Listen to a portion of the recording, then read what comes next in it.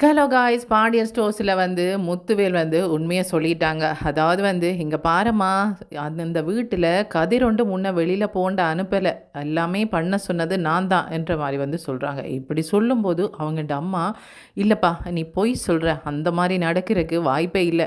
நீ எங்கே கதிரோட பேசுகிறது, என்னோடைய பேசுகிறதுக்கு தாங்கி தாங்கி தான் பேசுவீங்க. அப்படி இருக்கும்போது கதிரோட பேசினியா என்ற மாதிரி சொல்கிறாங்க. இங்கே பாருங்கம்மா, நான் சொல்கிறது எல்லாமே உண்மைதான்.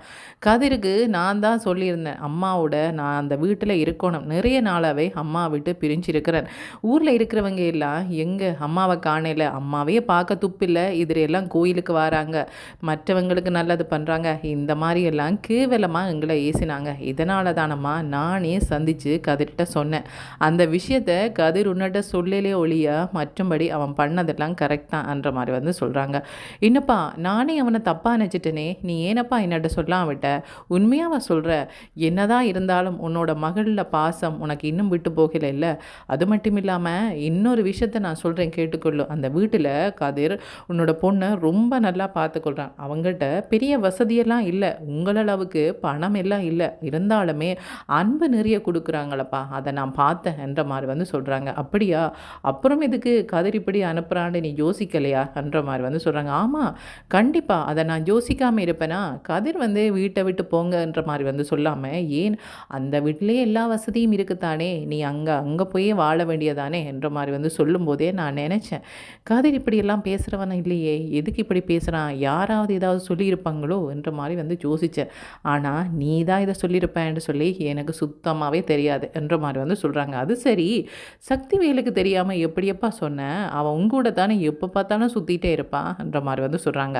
இப்படி சொல்லும்போது முத்துவேலோட ஒய்ஃப் என்ன சொல்கிறாங்கன்னு சொன்னால், அது எதுக்கு கேட்குறீங்க அத்தை, எனக்கு இந்த விஷயம் எனக்கு ஏற்கனவே தெரிஞ்ச மாதிரி தான், நீங்கள் அந்த வீட்டில் இருந்து இந்த வீட்டுக்கு வரும்போதே எனக்கு தெரிஞ்சிட்டுது, இதெல்லாம் இவரோட வேலையாக தான் இருக்குமென்று எனக்கு தெரியும் என்ற மாதிரி சொல்கிறாங்க. எப்படியம்மா உனக்கு தெரியும் என்ற மாதிரி கேட்குறாங்க. இப்படி கேட்கும்போது, இல்லை இல்லை, ஏற்கனவே ஒரு தடவை கதிரோட காரில் இவங்க இந்த வீட்டில் இறங்கினதுக்கே சக்திவேல் தம்பி ரொம்ப பிரச்சனைப்பட்டாங்க. அந்த கதிரோட ஷர்ட்டில் பிடிச்சி, என்ன நீ எப்படி என்னோட அண்ணனோட கதைப்ப, இந்த மாதிரியெல்லாம் பிரச்சனை பண்ணாங்க. நான் கவனிச்சுட்டு தான் இருந்தேன்.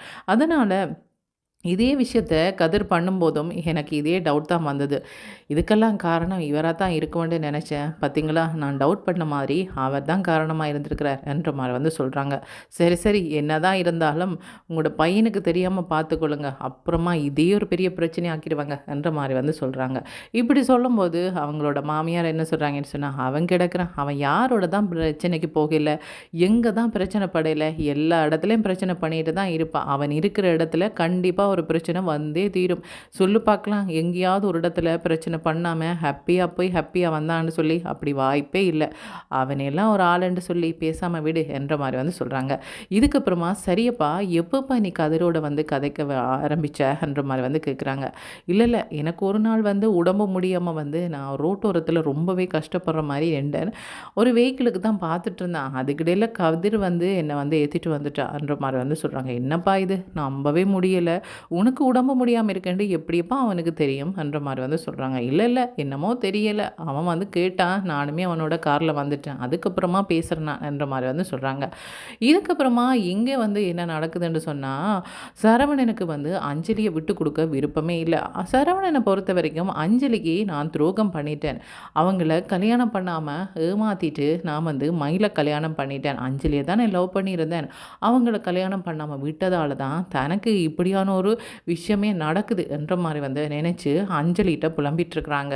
என்ன சொல்கிறாங்கன்னு சொன்னால், இங்கே பார் அஞ்சலி, நீ எவ்வளோ தூரம் என்ன நம்பின, ஆனால் நான் கொஞ்சம் கூட உன்னுடைய நம்பிக்கைக்கு ஏற்றவனாக இருக்கவே இல்லை பத்தியா, அதுக்கு தண்டனையாக தான் கடவுள் எனக்கு இதை தந்திருக்கிறாங்க போல இருக்குது, இந்த மாதிரி ஏமாத்துற உறுதியை என்னுடைய வாழ்க்கையில் தந்திருக்கிறாங்க போல இருக்குன்ற மாதிரி சொல்கிறாங்க. இப்படி சொல்லும்போது அஞ்சலி அமைதியாக கேட்டுகிட்டே இருக்கிறாங்க. கேட்டுட்டு இருக்கும்போது, என்ன அஞ்சலி, மற்ற நேரத்தில் எல்லாம் நான் பேசும்போது உடனே நீயே சிரித்து சிரித்து பேசிகிட்டே இருப்ப, நீயே ஏதாவது கேள்வி கேட்டுகிட்டே இருப்ப, இன்றைக்கு என்ன அஞ்சலி அமைதியாக இருக்கிற, என்ன இவன் கோர்ட்டுக்கு போகிறான், போயிட்டு அங்கே நான் சேர்ந்து வாழ போகிறேன்ற மாதிரி சொல்லிட்டு போயிடுவான், இவனோட எதுக்கு பேசுவான், இந்த மாதிரி தானே நினச்சிட்ருக்குற, அப்படியா என்ற மாதிரி சொல்கிறாங்க. இல்லை இல்லை, நான் அப்படியெல்லாம் நினைக்கல என்ற மாதிரி சொல்கிறாங்க. அப்புறம் எதுக்கு அஞ்சலி என்னோட பேச மாட்டேன்ற, பேசு என்ற மாதிரி சொல்கிறாங்க. உனக்காக உனக்காகத்தானே நான் கோயில் கும்பிட வரேன்னு சொல்லிட்டு இதில் பார்த்துட்ருக்குறேன். இன்றைக்கு நான் கோர்ட்டுக்கு போகணும். அப்படி இருந்து நான் இதில் வந்து உட்கார்ந்துருக்கிற காரணமே உனக்காகத்தான்ற மாதிரி வந்து சொல்கிறாங்க. அப்படி சொல்லும்போது வந்து சரவணனை பார்த்து அஞ்சலி கேட்குறாங்க, இங்கே பாருங்கள் சரவணன், நான் சொல்கிறேன்டு தப்பாக நினச்சிடாதீங்க. நீங்கள் என்ன மறந்துட்டு அந்த மயிலோட வாழ்கிறது தான் சரின்னு நினைக்கிறேன். மற்றவங்களுக்கு துரோகம் பண்ணிவிட்டு மற்றவங்களோட வாழ்க்கையை நாசமாக்கிட்டு அந்த வாழ்க்கையில் வாழணுமென்ற ஆசை எனக்கு இல்லை. நீங்களும் அவங்களும் டிவோர்ஸ் ஆக போகிறீங்க. சரி, ஒரு வேளை டிவோர்ஸ் ஆகினா நீங்கள் வாழ்ந்தால் நல்லா இருக்குமான்னு நினச்சேன். ஆனால் வந்து உங்களுக்கு ஒரு குழந்தை கிடைக்க போகுது. அப்படி இருக்கும்போது அவங்களுக்கெல்லாம் துரோகம் பண்ணிட்டு இந்த வாழ்க்கைக்குள்ளே வர எனக்கு விருப்பம் இல்லை என்று மாதிரி வந்து சொல்கிறாங்க. இதை பற்றி உங்களோட வீட்டில் கண்டிப்பாக ஏதாவது பேசியிருப்பாங்களே, நீங்கள் அதை பற்றிலாம் யோசிக்கலையா என்ற மாதிரி வந்து சொல்கிறாங்க. மற்றவங்க என்னவாவது பேசிட்டு போட்டோம் அஞ்சலி, நீங்கள் எப்படி இப்படி பேசலாம்? நீ இப்படியெல்லாம் பேசக்கூடாது. உனக்கு நான் துரோகம் செய்திருக்கிறேன். அதுக்கு பிராய்ச்சமாக என்ன பண்ண போகிறேன்னு சொன்னால் உன்னை கல்யாணம் பண்ண போகிறேன். மயிலுவை வேண்டாமன்னு சொல்லி கோர்ட்டில் வந்து சொல்ல போகிறேன். என்ன தான் வீட்டில் சொன்னா என்ன, யார் சொன்னா என்ன, மயிலோட நான் சேர்ந்து வாழ போகிறதில்ல. வீட்டில் பேசினாங்க தான், இங்கே பாரு மயில் பாவம், மயிலுக்கு ஒரு குழந்தை கிடைக்க போது, இந்த வீட்டோட வாரிசு வந்து அந்த வீட்டில் இருக்கிறாங்க, அதனால் மயில் பாவம், மயிலுக்கு எதிராக நீ எந்த முடிவும் எடுக்கக்கூடாது, இப்படியெல்லாம் சொன்னாங்க தான். நீங்கள் சொல்கிற அளவுக்கு சொல்லுங்கள், ஆனால் மயிலை வந்து நான் என்னால் ஏற்றுக்கொள்ளவே முடியாது என்ற முடிவில் தான் நான் இருக்கிறேன்.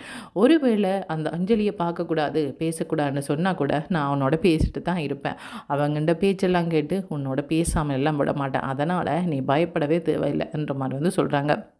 இப்படி சொல்லும்போது அஞ்சலி என்ன சொல்கிறாங்கன்னு சொன்னால், ஒவ்வொரு நேரத்துக்கு நீங்கள் ஒவ்வொரு விஷயத்த சொல்லிட்டு போயிடுவீங்க, அப்புறமா கண்ணை கசக்கிட்டு நிற்கிறது நாம தானே என்ற மாதிரி வந்து சொல்கிறாங்க. என்ன அஞ்சலி இப்படி குத்தலாக ஒரு பதில் சொல்கிறன்ற மாதிரி வந்து சொல்கிறாங்க. இல்லை இல்லை, இதுக்கு முன்னாடி நீங்கள் தான் லவ் பண்ணீங்க, மாட்டேன்னு சொன்னேன், அப்புறமா வந்து என்னை கல்யாணம் பண்ணாமல் வேறொருத்தங்களை கல்யாணம் பண்ணிட்டு போயிட்டீங்க, அப்புறமா எனக்குமே ஒரு கல்யாணம் நடந்தது, அதுவுமே சரியாக வரலை. சரி, அது முடிஞ்சு போன கதை. ஆனால் இப்போ உங்களோட வாழ்க்கையில் வந்தவங்க ஏதோ போய் சொல்கிறாங்கன்றதுக்காக உங்களோட கதையெல்லாம் எனக்கு வந்து சொன்னீங்க. நானுமே ரொம்ப ஆறுதலாக இருக்குன்னு சொல்லி நானுமே என்னுடைய கதையை வந்து சொன்னேன். ஆனால் அதுக்காக நீங்கள் திரும்பவும் ஏமாற்ற மாட்டீங்கன்னு சொல்லி எதை வச்சு நம்புறது? இப்போ பாருங்கள், உங்களோட ஒய்ஃப் வந்து ப்ரெக்னெண்ட்டாக இருக்கிறாங்க. அப்படி இருந்து கூட கொஞ்சம் கூட இறக்கப்படாமல் அவங்கள விட்டுட்டு என்ன கல்யாணம் பண்ணணுமென்று நீங்கள் நினைக்கிறீங்கன்னு சொன்னால் என்னையும் இந்த நிலைமையில் விட்டுட்டு போக மாட்டீங்கன்னு என்ன நிச்சயம் என்ற மாதிரி வந்து சொல்கிறாங்க. என்ன நம்பவே இல்லையா நீ என்ற மாதிரி வந்து சரவணன் கேட்குறாங்க.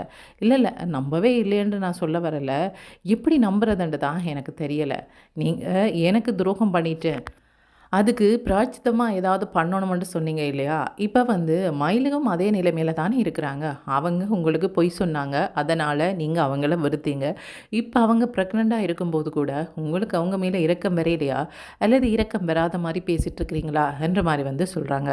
இப்படி சொல்லும்போது வந்து சரவணன் என்னென்ன சொல்கிறாங்கன்னு, எனக்கு இரக்கம் இருக்குதான், ஆனால் மயிலு மேலே இல்லை, மயிலோட குழந்தை மேலே. அதாவது வந்து எங்களோட வீட்டு வாரிசை நான் எங்களோட வீட்டில் வச்சு நல்ல வடிவாகவே வளர்ப்பேன். ஆனால் அந்த மயிலை எங்களோட வீட்டு பக்கம் ஏற்றுக்கொள்ளவே மாட்டேன், என்னுடைய வாழ்க்கையில் ஏற்றுக்கொள்ளவே மாட்டேன்ற மாதிரி வந்து சொல்கிறாங்க. இப்படியெல்லாம் நீங்கள் சொல்கிறீங்க, அவங்க என்ன சொல்லுவாங்களோ யாருக்கு தெரியும்? நீங்கள் என்ன சொல்கிறீங்கன்னு சொன்னால் உங்களோட வாரிசை நல்ல மாதிரி பார்த்துக்கொள்வேன்ற சொல்கிறீங்க.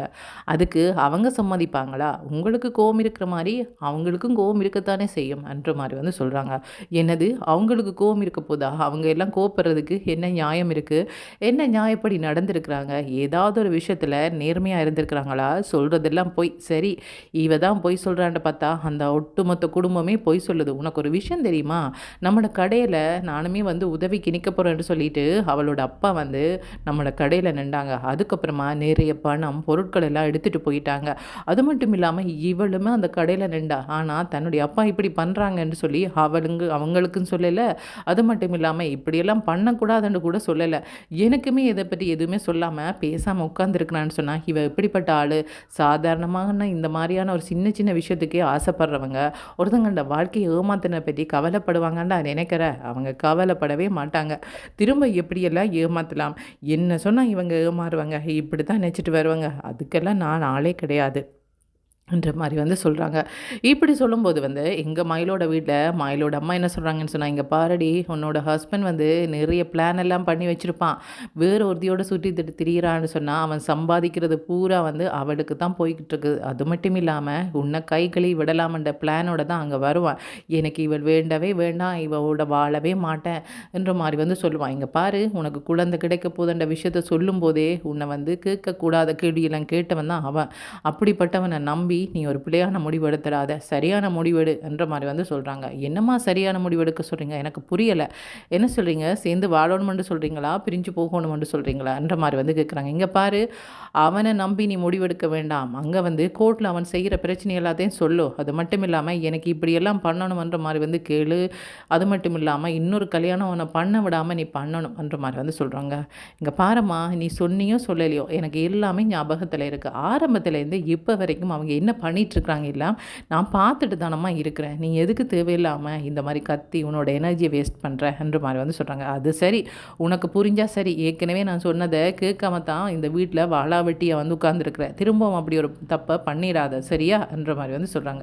சரியம்மா என்ற மாதிரி வந்து சொல்கிறாங்க. அது சரி, அப்பா நீங்கள் வரலையா கோர்ட்டுக்கு என்ற மாதிரி வந்து மயில கேட்குறாங்க. இல்லைம்மா, நான் வரலை, நான் எனக்கு நிறைய வேலை இருக்குல்லம்மா, நான் என்ன வீட்டில் சும்மாவா உட்காந்துருக்குறேன் என்ற மாதிரி வந்து சொல்கிறாங்க. அப்படி சொல்லும்போது மயிலோட அம்மாவுக்கு வந்து கோவம் வந்துடுது. என்னது, நீ வீட்டில் சும்மாவா உட்காந்துருக்குறான்னு கேட்குறியா, நீ எப்போ வேலைக்கு போன சொல்லு பார்க்கலாம், ஒரு மாதத்தில் எத்தனை நாளைக்கு வேலைக்கு போவ, ஒரு 2 நாள் போவியா இல்லை 3 நாள் போவியா, அது கூட இல்லை. அப்படிப்பட்ட நீ பேசிகிட்ருக்கிறியா, இன்றைக்கு எங்களோட குடும்பம் இன்றைக்கு நடுத்தெருவுக்கு வார நிலைமைக்கு காரணமே நீ தான். 4 பேர் வந்து கேட்காத கேள்வி கேட்குறதுக்கு காரணம் நீ தான். இது மட்டும் காணாதுன்னு சொல்லி கோர்ட்டுக்கு வரமாட்டேன், எனக்கு நிறைய வேலை இருக்குன்னு தப்பிக்கலாம்னு பார்க்குறியா. அது மட்டும் இல்லாமல் மயில திரும்பவுமே போய் அந்த வீட்டில் உட்காந்துருந்தா அந்த கடையில் போய் எல்லாம் திருடிட்டு வரலாம், இப்படி ஏதாவது பண்ணி குடும்பத்தை ஓட்டலாம்னு பார்க்குறியா. இங்கே பாரு, சம்பாதிச்சு வாழ பழகு, அப்போ தான் நாமளும் நிம்மதியாக இருக்கலாம், நம்மளோட பிள்ளைகளும் நிம்மதியாக இருப்பாங்க. இல்லைன்னு சொன்னால் இப்படியே போய் சொல்லிட்டு தெரிய வேண்டியதா என்ற மாதிரி வந்து சொல்கிறாங்க. ஆமாம்மா, பொய் சொல்லாதவ தானே நீ, நீ எனக்கு சொல்கிறியா என்ற மாதிரி வந்து சொல்கிறாங்க. இங்கே பாருங்கப்பா, எதுக்கு இப்போ தேவையில்லாத பிரச்சனை, நீங்கள் வாரேண்டா வாங்க, வரையிலேண்டா உட்காந்துருங்க என்ற மாதிரி வந்து சொல்கிறாங்க.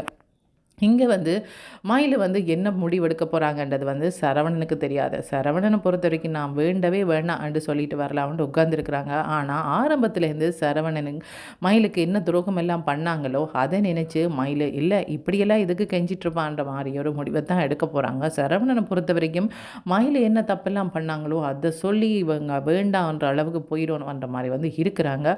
அஞ்சலியை பொறுத்த வரைக்கும் எதுக்கு நான் இன்னொருத்தங்கண்ட வாழ்க்கையை நாசமாக்குவான், அவங்கண்ட கண்ணீரில் நான் வாழணுமான்ற மாதிரி வந்து நினைக்கிறாங்க. இவங்க 3 பேர் எடுக்கிற முடிவில் யாரோட முடிவு கரெக்டாக இருக்க போதுன்றதை கைஸ் வெயிட் பண்ணி தான் பார்க்கணும். ஓகே, தேங்க்யூ, பாய்.